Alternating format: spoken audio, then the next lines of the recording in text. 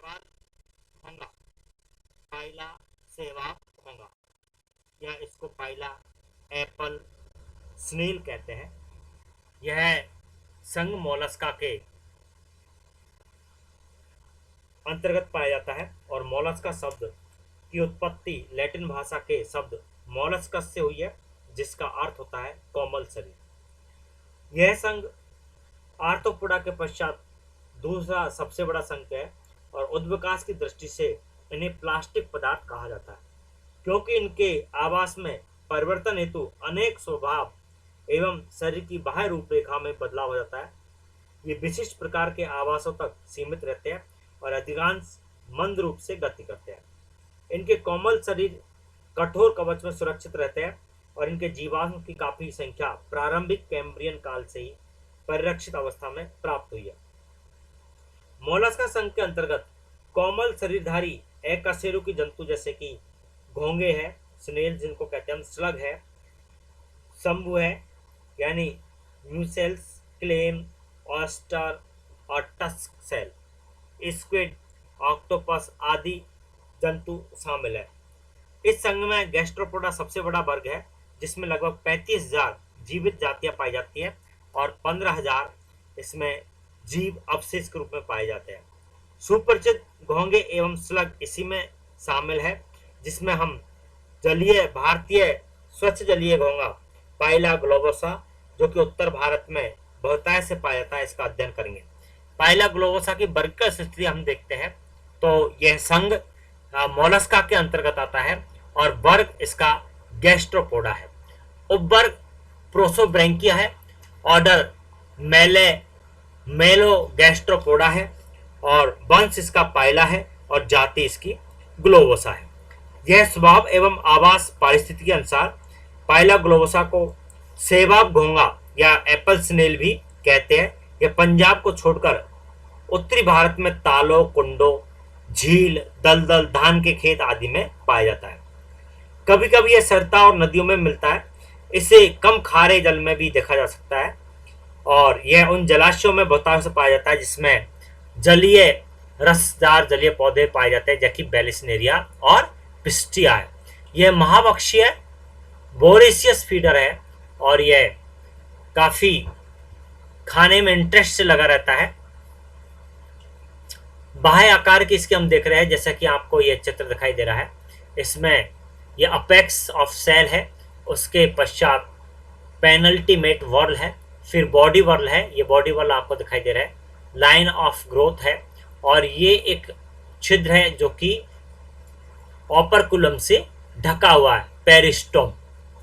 इसमें दो लिप जिसको हम कह सकते हैं, आउटर लिप और इनर लिप, जो कि इसको शरीर को ढकती है।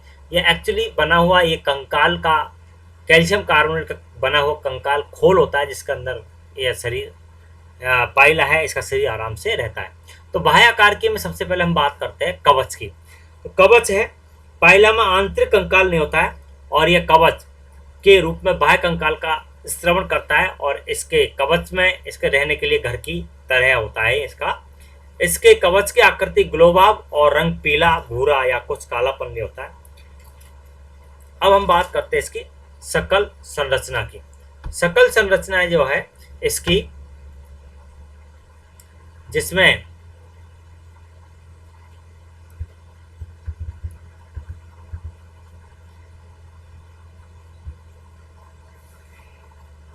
कवच एक दीर्घ संरचना है जिसमें एक केंद्रीय अक्ष या स्तंभिका कॉलुमेला के चारों ओर नली आकार की ब्राह्मियां पाए जाते हैं, जैसे कि आपको ये कॉलुमेला यहाँ दिखाई दे रहा है और इसके चारों तरफ ये ब्राह्मियां हैं।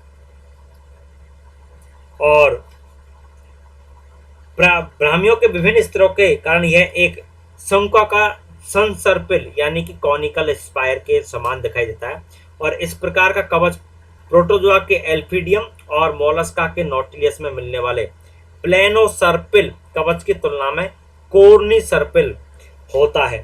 पाइला ग्लोबोसा के कवच में लगभग 6.5 चक्र होते हैं और सबसे छोटा एवं पुराना चक्र के ऊपर होता है, जो कि इसका आप यहाँ दिखाई दे रहे हैं अपेक्स ऑफ सेल होता है, जो इसके लार्वा द्वारा बनाए गए प्रॉक्संक या प्रोटोक्रॉन्च का निरूपण करता है। यह सबसे छोटे चक्र के रूप में उत्तरोत्तर चक्रों का आकार बढ़ता जाता है और अंत में सबसे बड़ा देह चक्र बनता है। देह चक्र के पहले वाला चक्र भी बड़ा होता है और उपांतिम चक्र या इसको पेनल्टीमेट वर्ल कहा जाता है। इन्हीं दोनों चक्रों के में जंतु के शरीर का सबसे अधिक भाग समाता है। देह चक्र को छोड़कर शेष सभी चक्रों की संपूर्ण श्रेणी को सर्पिल श्रेणी कहते हैं और यह एक कवच एक कोष्ठी होता है क्योंकि इसके इन चक्रों के बीच पट्ट नहीं होते हैं। बाहर की ओर ये भिन्न भिन्न चक्र रेखाओं द्वारा स्पष्ट चिन्हित रहता है और इन रेखाओं को सीवन कहा जाता है। अब हम बात करते हैं इसके देह चक्र। तो देह चक्र है, ये देह चक्र आपको दिखाई दे रहा है।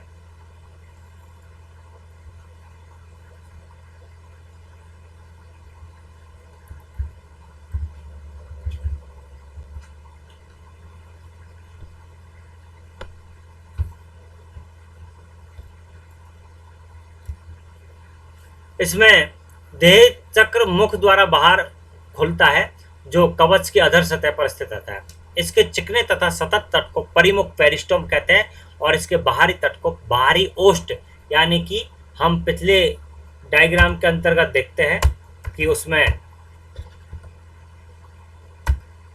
दिखाई दे जाता है। तो स्तंभिका एक खोखली संरचना होती है जो ऐठनदार छड़ के समान है और एक सक्रिय छिद्र जिसको नाभि या अम्बिलिकस कहा जाता है, ये अम्बिलिकस है और ये अम्बिलिकस द्वारा ये नाभि कवच के शिखर के ठीक विपरीत सिरे पर एक स्तंभिकीय ओष्ठ के निकट स्थित रहता है।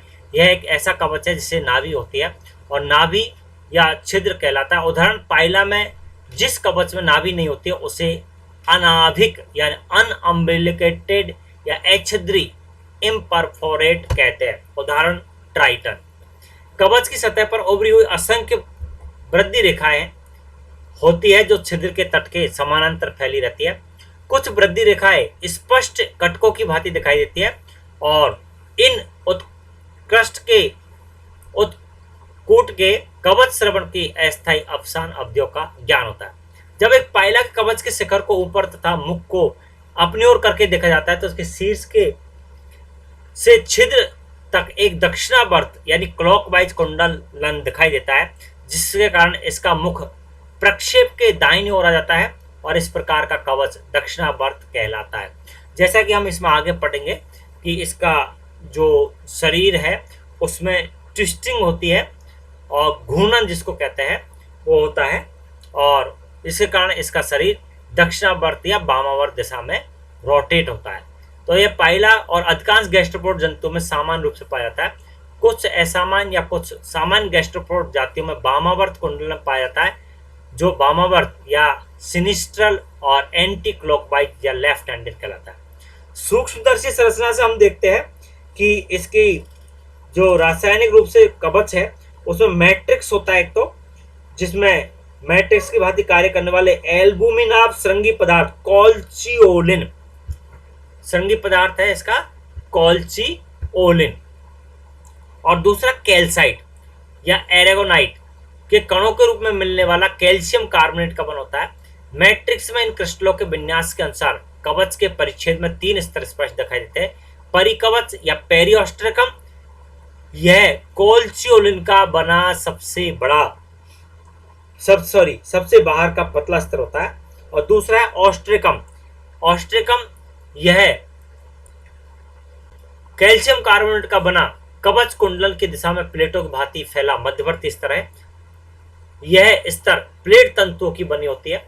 और तीसरा है हाइपोऑस्ट्रिकम, यह मौक्तिक या मुक्ता मात्र स्तर जिसको नेक्रस लेयर कहते हैं, मदर ऑफ पर्ल, यह सबसे अंदर का स्तर है जो कैल्शियम कार्बोनेट के तंतुओं से निर्मित प्लेटों का बन होता है। ये प्लेटें मुख तट के समानांतर फैल रहती है और कवच के नीचे स्थित प्रवार या मेंटल के कवच का स्राव करता है। अब है प्राच्छद ओपरकुलम।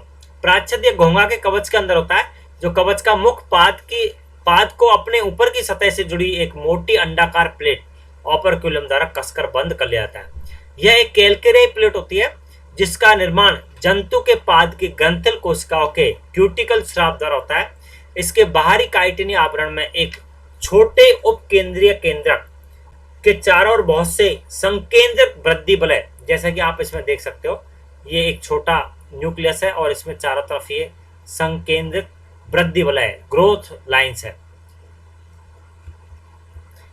तो ये वृद्धि वलय इसके चारों ओर पाई जाती है। अंदर की सतह पर क्रीम रंग का एक स्पष्ट दीर्घवृत्तीय छेद होता है जिसे बॉस कहते हैं। इसी क्षेत्र से प्राच्छदी पेशी जुड़ी रहती है और बॉस के चारों ओर एक छतली खांच या ग्रूव होती है। अब हम बात करते हैं देह का या बॉडी की। पाइला के शरीर में सिर, पाद, अंतरंग पुंज और प्रवार या मेंटल या पेलियम जिसको कहते हैं 4 भाग होते हैं। ये 4 भाग मुख्य होते हैं इसके। तो पहले नंबर का जो भाग है इसका, पहले नंबर का जो भाग है वो है इसकी सिर। जैसा कि आप चित्र में देख रहे हैं कि इसका जो सिर है ये आपको दिखाई दे रहा है, ये इसका चित्र है जिसको हम कवच हटाने के बाद देख रहे हैं। तो इसमें एक सिरपुंज होता है और सिरपुंज में हेड ऊपर की तरफ है, जो हेड के साथ में ये 2 स्पर्शक लगे हुए हैं और इन स्पर्शकों के साथ में प्राइमरी स्पर्शक है या फर्स्ट टेंटकल है और दूसरे स्पर्शक सेकंड टेंटकल है। अब इन टेंटकल्स के बगल में जो आई वृंत निकल रहा है और आई वृंत के पास में आपको सूडोपोडियम दिखाई दे रहा है और ये राइट सूडोपोडियम और लेफ्ट सूडोपोडियम की तरह है। अब ये सिर पाद कॉम्प्लेक्स है और इसके ऊपर ये शरीर का बड़ा भाग जो दिखाई दे रहा है इसको मेंटल कहते हैं और शरीर का अन्य भाग है वो विसरल मांस के रूप में पाया जाता है। तो इसका सिर है हेड,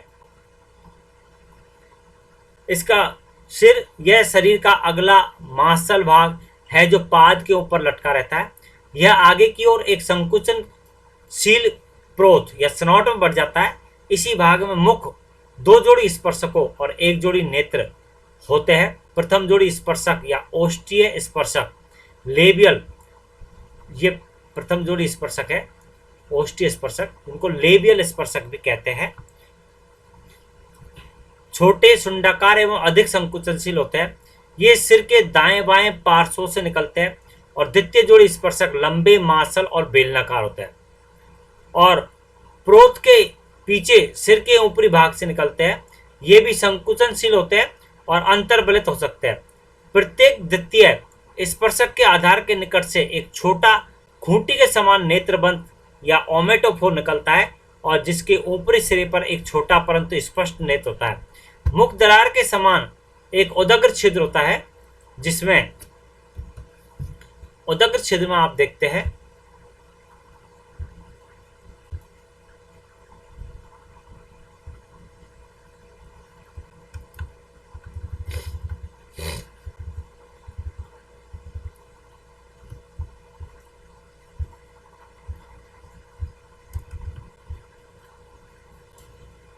उदग्र छिद्र जो होता है उसमें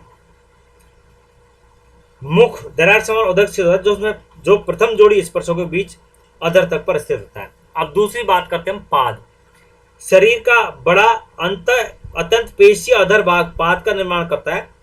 पूर्ण रूपेण प्रसारित होने पर इसकी आकृति ऐसे त्रिभुज के समान होती है जिनका शीर्ष पीछे की ओर दृष्ट होता है। इसकी निचली प्रचलन योग्य सतह या तली चौड़ी, चपटी, चिकनी या धूसर रंग की होती है। पाद का पिछला भाग जिसके सिरे पर ऊपर की ओर प्राच्छद जुड़ा होता है, ओपर्कुलम जुड़ा होता है, यह ओपर्कुलिफेरस पाली है। जब पाद को अंदर खींच लिया जाता है तो ओपर्कुलम कवच के मुख पर कसकर सट जाता है और उसे बंद कर देता है। पाद घोंगे का प्रचलन अंग होता है। यह पेशियों के लंबाई तथा आड़ी स्थिति में व्यवस्थित होने के कारण अत्यंत संकुचनशील होता है। इसके अंदर असंख्य पदिक ग्रंथियां पाई जाती है जो स्लाइम का श्रवण करती है, जिससे चलते समय अपंक्ति चिन्ह पीछे छूट जाते हैं और सिर पाद कॉम्प्लेक्स एक छोटी सुस्पष्ट ग्रीवा द्वारा अंतरंग पुंज से जुड़ा रहता है। अब हम बात करते हैं विसरल मांस की। जैसा कि आपको ये विसरल मास यहाँ पर दिखाई दे रहा है। शरीर के पृष्ठ में एक प्रकार का कूब हम्प निकला होता है जिसके अंदर समस्त अंतरंग होते हैं। यह कोमल और धूसर रंग का होता है। यह कवच के समान सर्पिल रूप से कुंडलित होता है। इस प्रकार यह कवच के देह चक्र एवं शिखर भाग में समाया जाता है और कोलुमुला तल के विपरीत दूसरे तल पर अधिक तेज गति से वृद्धि करने के फलस्वरूप अंतरंग पुंज कुंडलित होता है। अंतरंग पुंज ऐठन के सिद्धांत को भी प्रदर्शित करता है। अब लास्ट है इसका चौथा भाग, देह का मेंटल यहाँ आपको दिखाई दे रहा है, बड़ा है हिस्सा। अंतरंग पुंज की त्वचा एक पतली एवं कोमल आवरण बनाती है जिसे प्रवार कहते हैं। यह एक लाक्षणिक मोलस्क अंग है जिसके अगले भाग की प्रवार मोटी एवं वर्णित होकर जंतु के कवच में सिकुड़ने पर उसके सिर और उपांगों को चारों ओर से ढककर एक सुरक्षित छत्र का कार्य करती है।